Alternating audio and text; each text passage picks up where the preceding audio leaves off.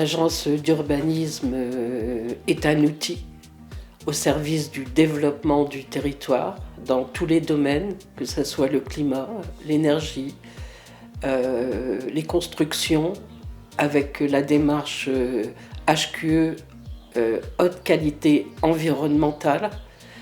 Donc faire travailler les entreprises avec les matériaux naturels du secteur, et je pense notamment au bois.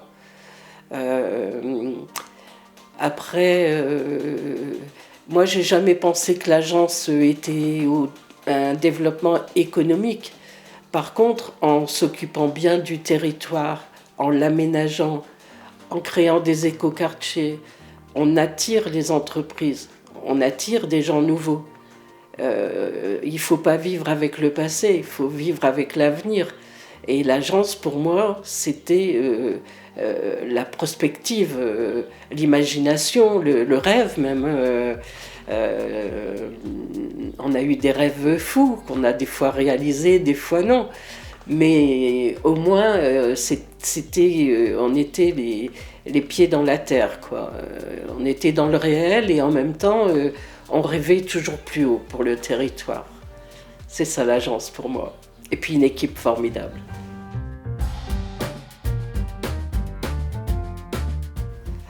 Ça a été la phase de la rénovation urbaine financée par l'État et la région. La rénovation urbaine touchait tous les territoires et surtout tous les quartiers. Et principalement les quartiers qui étaient visés dans le cadre de la politique de la ville, avec des financements des fois exceptionnels jusqu'à 90%, rénovation donc des écoles, ça veut dire, rénovation des établissements publics, la culture, beaucoup la culture, on a travaillé vraiment très fort là-dessus parce que je disais, au plus le territoire est pauvre, au plus il faut faire rêver les gens. Et la culture, c'est un moyen de voyager, c'est aussi un moyen de créer de la solidarité. Donc oui, la démarche HQE, haute qualité environnementale, a permis vraiment à des anciennes bâtisses, des écoles de musique, de retrouver une jeunesse. Le projet qui a mis 10 ans avant d'accoucher, c'est le SCOT.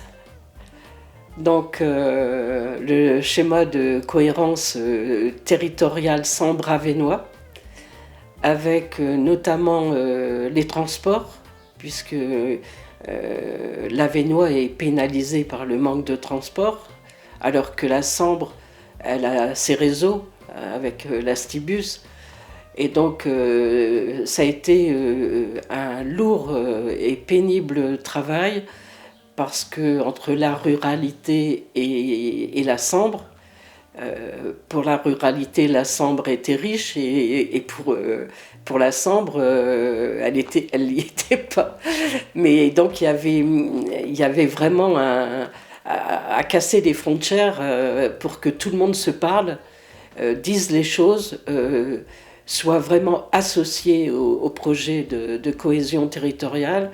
Et cela a pris 10 ans. Ça aboutit même après mon mandat.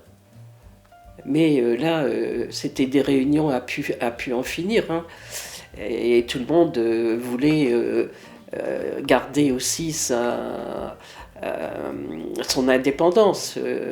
Parce qu'un schéma nous englobe dans un projet de territoire. C'est comme la question de repeupler les centres-villes et l'interdiction de s'étaler sur les pâtures, sur les terrains agricoles. Et là, ça grinçait des dents parce que recentrer, il fallait s'occuper de ce qu'on appelait les dents creuses.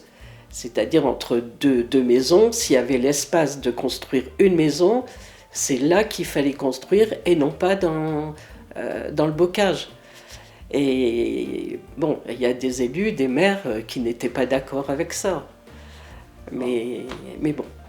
Mais le principal, c'est de garder en tête la protection de la nature,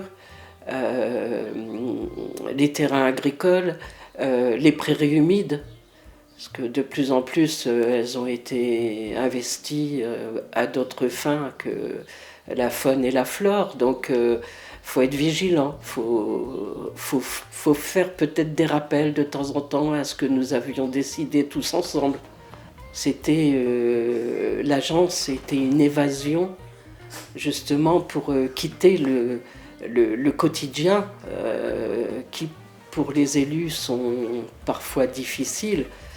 Et là, on était dans le rêve, on était on se projetait un monde nouveau presque. Et donc, moi, j'y allais vraiment de bon cœur, avec le sourire. Je n'ai jamais raté une réunion, un conseil d'administration, sauf vraiment en cas de maladie. Mais oui, moi, j'allais à l'agence, j'y passais de temps en temps, j'allais saluer les techniciens. C'était un refuge de sérénité. On a déplacé les frontières puisque pour la première fois, on a commencé à travailler avec la Belgique. Et donc, j'ai participé à plusieurs conférences en Belgique avec une partie de l'équipe.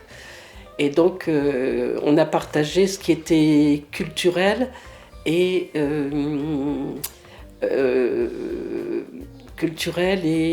logement, patrimoine.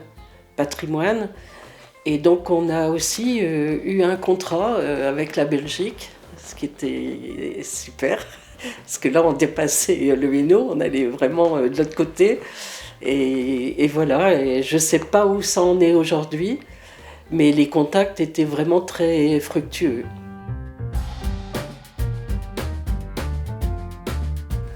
Mon plus grand regret, c'est que l'écoquartier qui avait été élaboré avec tous les partenaires qui étaient finalisés à l'ouvrage n'a pas abouti. Et là, il était question quand même d'une nouvelle approche de l'habitat, complètement en haute qualité environnementale, avec le chauffage collectif au bois. Enfin, c'était vraiment, on était en plein dans l'écologie, quoi. Et l'économie de surface. Et ça, j'ai vraiment eu mal au cœur quand j'ai appris que le projet était abandonné.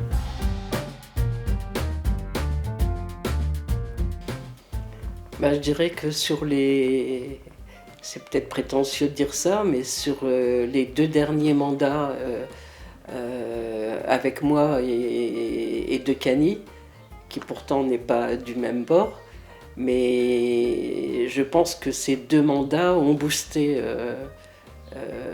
l'agence. Je pense qu'auparavant, on a géré l'acquis, et bon, en se servant au passage de l'agence pour sa ville. Et je trouvais pas ça très, très bien, quoi. C'est pour ça que j'ai exigé à un moment donné une convention avec l'agglo, une convention avec la région pour bien situer qui fait quoi à travers l'agence. Et à partir de là, les conventions ont permis de mettre un début et une fin. Et non pas d'aller piocher à chaque fois qu'on avait besoin les techniciens de l'agence. Voilà, donc oui, je pense que les 12 dernières années, peut-être 15, non 12, ont boosté l'agence.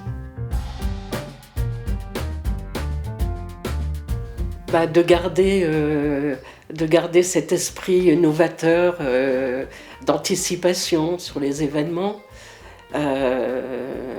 d'atteindre l'objectif de faire de l'agence du Grand Hainaut. Ça serait bien, parce que ça veut dire plus encore d'ingénierie, plus de moyens et plus de projets. Donc plus. C'est ce que je souhaite.